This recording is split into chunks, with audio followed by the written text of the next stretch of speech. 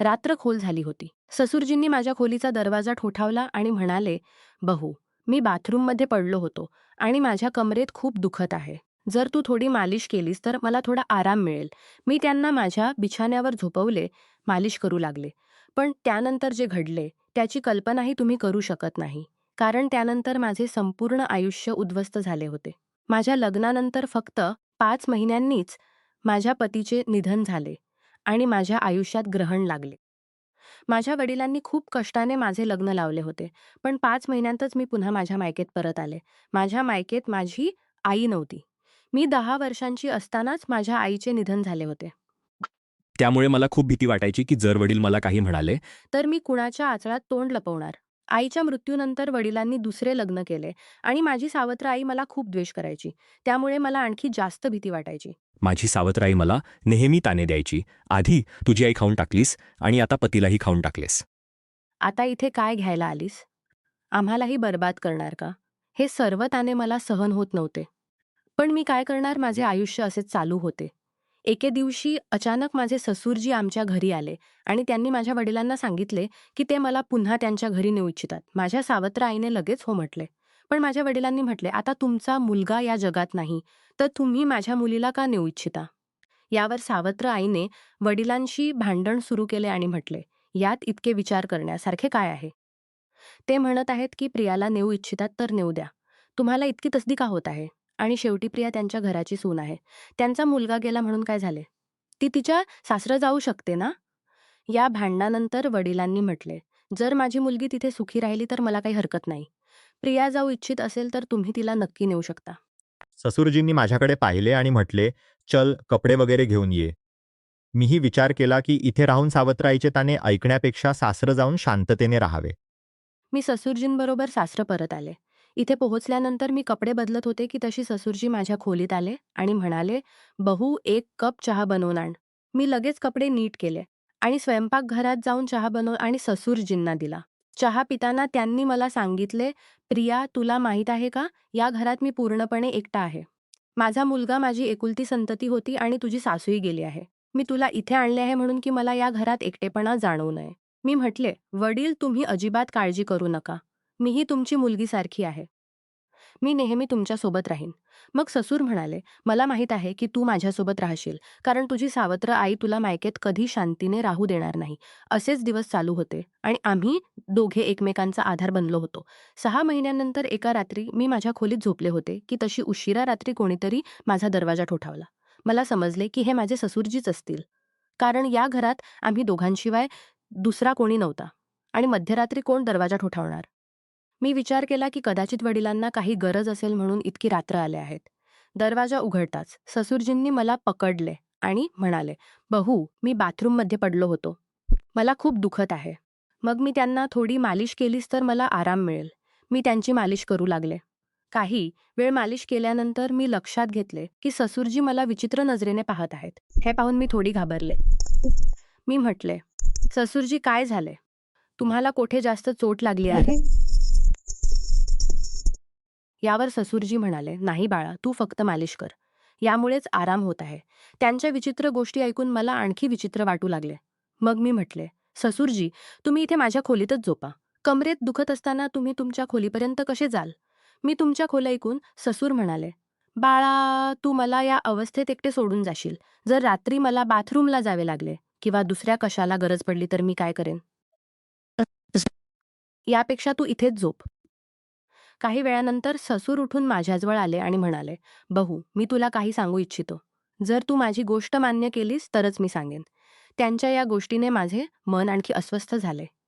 मी चिंतातूर होऊन म्हटले, "सांगा वडील." ससुरजी थोडे हसून म्हणाले, "ससुरजी सोबत घालवू इच्छितो, कारण आता एकटे-एकटे चांगले वाटत नाही. माझ्या पत्नीच्या मृत्यूनंतर मी विचार केला होता की पुन्हा लग्न करेन. पण जेव्हा मुलाचेही निधन झाले, तेव्हा मी लग्नाबद्दल विचारच केला नाही. पण जेव्हापासून तू परत आलीस तेव्हापासून मी तुझ्या प्रेमात दिवाना झालो आहे." त्यांच्या या सर्व गोष्टी ऐकून मला खूप असह्य वाटले. पण त्यांच्या गोष्टीला विरोध करण्याची हिंमत झाली नाही. मी माझ्या खोलीतच सोफ्यावर झोपले. पण मला झोप येत नव्हती कारण मला खूप भीती वाटत होती. ससुरजींनी मला म्हटले, "बहू, मला वाटते मी तुला काही चुकीचे सांगितले नाही. मी इच्छितो की तू माझ्याशी लग्न कर, जेणेकरून आपल्या नात्याला कोणी घाणेरडे नाव देणार नाही. मी हक्काबक्का होऊन म्हटले, ससुरजी, तुम्ही हे सर्व काय करत आहात? तुम्ही माझे ससूर आहात. ससुराचे स्थान वडिलांसारखे असते आणि तुम्ही माझ्याशी लग्नाची गोष्ट करत आहात. बोलण्यापूर्वी एकदा विचार करा की तुम्ही काय बोलत आहात. तेव्हा ससूर म्हणाले, पहा बहू, मी मानतो की मी कधी तुमचा ससूर होतो. पण तुमच्या पतीला मेले 1 वर्ष झाले आहे. जेव्हा माझा मुलगाच राहिला नाही, तर आपल्यामध्ये ससूर आणि सून हे नाते कुठे राहिले? मीही एकटा आहे आणि तूही एकटी आहेस. आपण पती-पत्नी बनून आयुष्यभर एकमेकांचा साथ देऊ शकतो. त्यांच्या या गोष्टी ऐकून माझे मन विचलित झाले. मी पुढे काहीही बोलू शकले नाही. एकीकडे सावत्राईचे अत्याचार आणि दुसरीकडे ससुरजींचे हे विचित्र वर्तन. मी या दोघांमध्ये अडकले होते. जसे तसे रात्र संपली आणि दुसऱ्या दिवशी सकाळी मी ससुरजींच्या गोष्टींवर विचार करू लागले. ससुरजींचा प्रस्ताव मला अशक्य वाटत होता. पण वास्तवामुळे मला काही निर्णय घेण्यास भाग पडत होते. मग मला वाटले की मी माझ्या वडिलांशी जाऊन बोलते. पण हे सर्व गोष्टी स्वतःच्या बाबांशी बोलण्याची हिंमत माझ्यात नव्हती. कारण मला माहीत होते की वडिलांशी बोलल्यानंतर माझ्या आयुष्यात आणखी नवीन समस्या येऊ शकतात. म्हणून मी त्यांच्याकडे गेले नाही. एके दिवशी अशाच संध्याकाळी पुन्हा ससुरजींनी मला म्हटले, बहू, मी तुला काही चुकीचे इच्छित नाही. मी फक्त इतके इच्छितो की तू आपल्या दोघांच्या सुख्या आयुष्यात आनंद भरा. मी एकटा राहू शकत नाही आणि तूही कधीपर्यंत एकटी राहशील? तुलाही पतीची गरज भासत असेल. ससुरजींच्या तोंडून पुन्हा हे सर्व ऐकून मी आतून कापत होते आणि पुढे काही बोलूच शकले नाही. वेळ हळूहळू निघत चालला होता आणि असेच हळूहळू माझ्या आणि ससुरजींमध्ये एक विचित्र नाते निर्माण होत चालले होते. पतीच्या मृत्यूनंतर मी विचार केला होता की आता मी या जगात पूर्णपणे एकटी झाले आहे. पण माझ्या ससुरजींनी माझ्याप्रती जी भावना व्यक्त केली होती, तिने माझ्या शब्दांनी मला आतून हादरवून टाकले होते. त्यांच्या झोपायला जायचे तेव्हा शब्दांनी सांगितलेल्या गोष्टी मला त्रास देतच होते. जेव्हा मी झोपायला जायचे तेव्हा त्यांना एकटेपणा जाणवत नाही. ते म्हणायचे की माझ्यासोबत राहिल्याने त्यांना एकटेपणा जाणवत नाही आणि ते इच्छित होते की आपण दोघे नवीन आयुष्याची सुरुवात करू. त्या रात्रीच्या संभाषणानंतर मी स्वतःला खूप संभ्रमात सापडले. माझ्या मनात अनेक प्रश्न उठत होते की हे करणे योग्य असेल का? हे समाजाच्या नियमांविरुद्ध जाणार नाही का? लोक काय म्हणतील की पतीच्या मृत्यूनंतर स्वतःच्या ससुराशी लग्न केले. पण कुठेतरी माझ्या मनात हेही होते की कदाचित खरोखर माझे ससूर एकटेपणाने झुंजत आहेत. मी खूप विचार करून त्यांच्याशी बोलण्याचा निर्णय घेतला. एका रात्री मी ससुरजींच्या खोलीचा दरवाजा ठोठावला.